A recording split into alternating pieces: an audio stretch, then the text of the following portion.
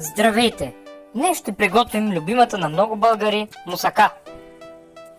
1 кг картофи се обелват и се нарязват на дребни купчета.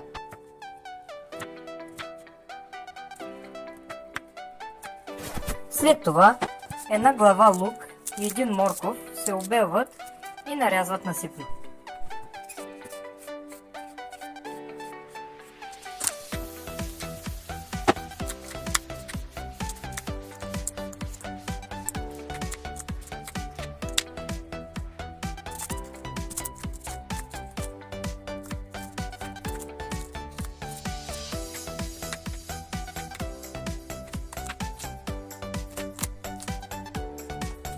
В дълбок тиган се сгорещява олио.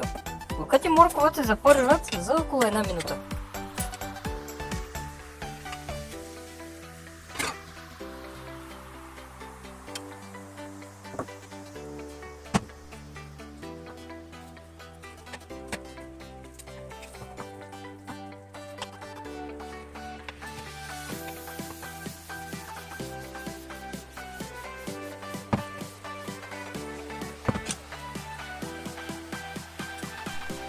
Добавят се една супена лъжица доматено пюре и 500 г кайма смес.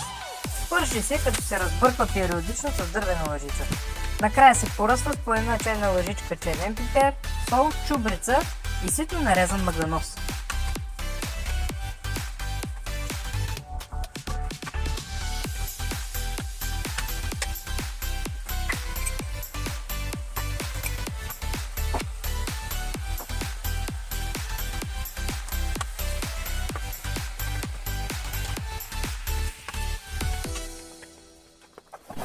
В тава се изсипва готовата смес заедно с картофите.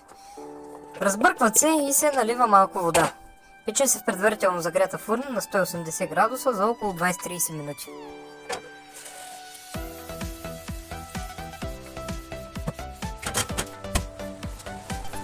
През това време приготвяме заливката, като в купа се разбиват 2 яйца, половин кофичка кисело мляко и една супена лъжица брашно.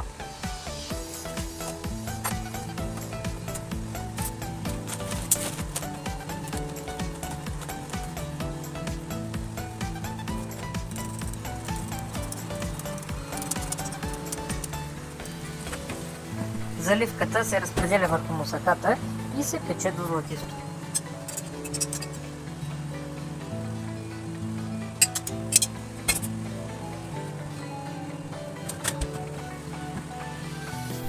Абонирайте се за още видеа като това.